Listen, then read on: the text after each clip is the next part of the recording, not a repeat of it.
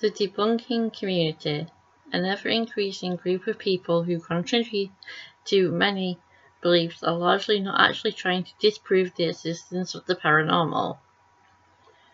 The point these content creators have actually been trying to make is to highlight the fakery and corruption of certain other channels who employ a range of different techniques to gain clicks and views. One way of having been doing this, and anyone in the community, I am happy for you to correct me on anything I say if I am wrong, is by having shown themselves via parody or educational explanation videos how these things are faked. I've mentioned the techniques that they've highlighted that have been used myself, masking out things like the use of strings or even masking out themselves from their own videos to show that there is a haunting.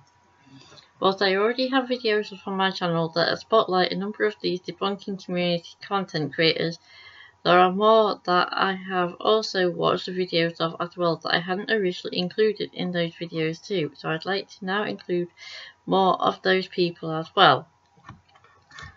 Spotlight. Beardo gets scared and World of Mr. Grey. Two Welsh blokes who debunk, react, and also do a more than a spot of paranormal investigating and a fair amount of gaming to boot, both solo and in a team. Beardo is amongst the first people that I'd found on YouTube. He and Mr. Grey started off having gone out in their younger days, mainly having gone out and about exploring places to see whether or not the ghost spirits were real or not. Whilst Beardo is a believer, Mr. Grey, Dandalf the Grey, has made it clear that, like a number of others in this community, he is a skeptic, but he's open-minded and would love for the paranormal to be proven to be real.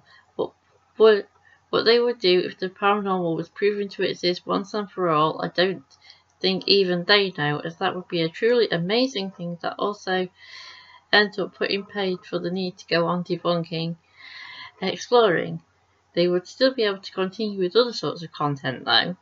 Beardo's wife, Mrs. Geek, is also a very talented crocheter.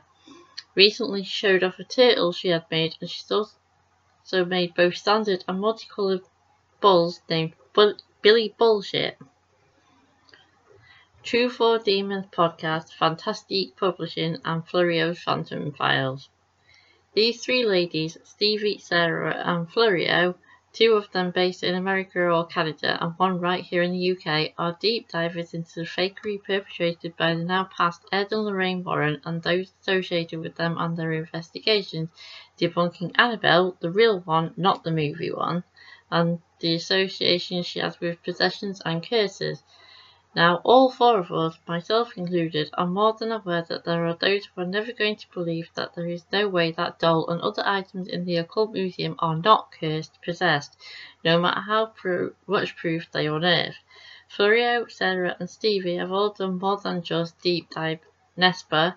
They've also covered psychic mediums and all sorts of others who have alleged to have been in contact one way or another with those on the other side, both famous and not famous.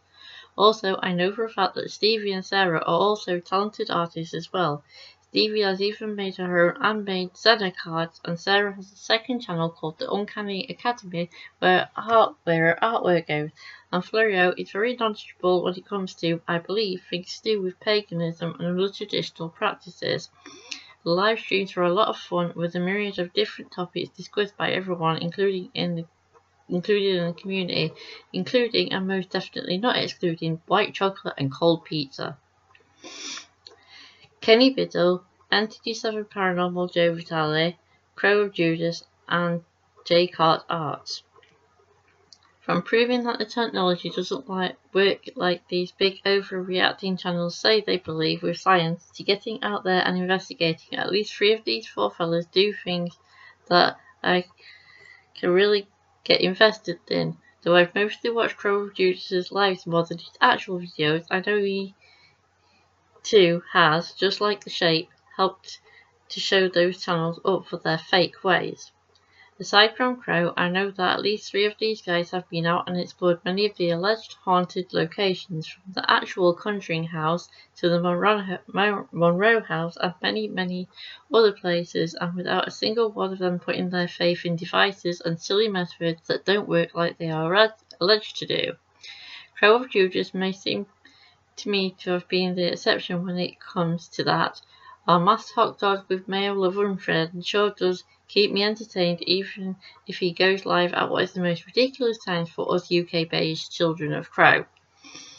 Although what I've seen of Jay Carts has included all of the unnecessary drama he's gotten dragged into, he's also an excellent debunker, and regardless of what you may think of a certain channel, he is potentially going to be doing a collaboration with them real soon, and that will be pretty exciting to see him get out there. Go for it. Kenny, the Biddle. When he's not manning the skeptical help bar, you could catch his walking thoughts and explore not only his explanation of how those so-called paranormal devices really work, to his thoughts on Indiana Jones and the Ark of the Covenant, his ongoing feud with the side-eye guy, Sag. The side-eye guy, Purple, the Ouija Brothers, Stian Griff, and Mythos Paranormal. Homegrown debunkers / paranormal investigators from right here in the UK, even if the side-eye guy did bugger off to Australia over 10 years ago, 13 years I believe he said it was.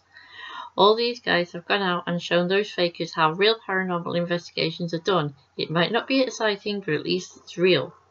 Based in Australia now, but having been over to America and back over to the UK, Seg, as he's known for short, has been to many locations with other investigators, both those I have previously mentioned and those I haven't yet, such as Joe Vitale and his wife, Jeff and Dana of Boo Productions Paranormal Toledo, Dawson Toller and David from The Scariest Places. Seg did not expect his Grim Reaper to become a catchphrase or merch, something he unfortunately owes to two of the most annoying females I've ever seen anyone cover. I'd honestly prefer to slide a knitting needle through from one ear to the other than see those two again. Stian Griff from the Ouija Brothers have come out of the other side of any controversy that they had now, I believe, though there will always be those who never let that stuff go, and having been with other investigators as well as solo several times to places such as 30 East Drive, the reported haunt of the Black Monk of Pontefract. Whilst Mythos to me has actually been more of a reaction debunking video maker, I believe he has also gotten out there to learn about the paranormal and what turns out to be fake. I'd like to be able to say more on Mythos and also on our last fella, Purple, though sadly in Purple's case for the time being, outside of having done some gaming with Dandalf, he's taken a break from having been making any paranormal content. Here at Loose Base, I appreciate that decision even if I do miss his zany personality. I hope you're alright, Purple. Fear the Living Podcast, Debunked Paranormal, Boo Productions Paranormal Toledo, Ghosts on Trent, Spaghetti Al Paranormale, and John Boy Patton. Finally, we are getting toward the rest of the channels that I have found through the debunking community. Fear the Living Podcast, run by a guy called Chris. Fear the Living Podcast, as previously stated, has several different previously mentioned people from the community on already. Whilst I've not caught every episode, so I have not seen every guest that has joined them, I did see the side-eye guy get incredulous enough about the Snedekers and the Warrens to have made his own video about that episode of the Sally Jesse Raphael show. Chris is joined as regulars by others including Stevie from True for Demons podcast. Debunked Paranormal. Big shout out going out to this guy as someone with a much better understanding about how editing works, just like Purple, and being someone who's been able to show exactly how it has been getting done in depth, further demonstrating how green screens have gotten used and how ghosts and orbs have gotten inserted into the videos or just been mistaken as having been proof of the paranormal. I fell in love with this guy's channel and I love his accent too.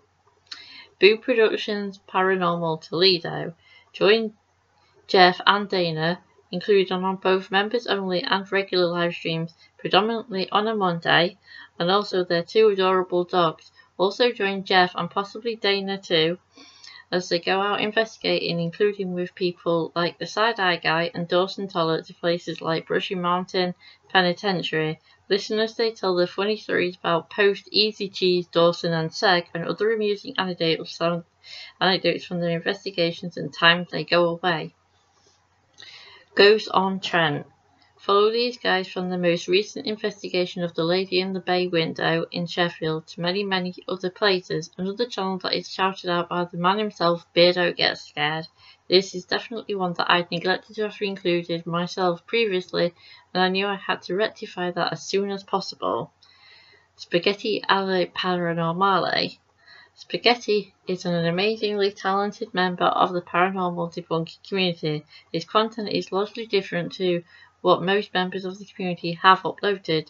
His visions of everyone from Beardo to Side-Eye Guy to Mythos and even J-Carts, as well as the lady wrestlers, are perfect. Seeing wrestlers having been created for people such as Jolene, who I have chatted to in several live streams, I have to admit that I might feel a tad envious that he's not gotten around to making a loose space wrestler yet.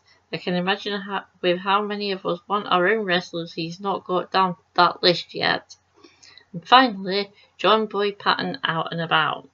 John Boy doesn't live all that many miles away from me, based, I believe, in Blackpool. John Boy is a vlogger and is the one who's helped inspire me to have got back out there to have done some mini vlogs of my own, though I'm building my own confidence back up to do longer vlogs after how long it's been since I did my own. I've loved the videos of his that I have watched, and I plan to watch plenty more for inspiration. Thank you, John Boy.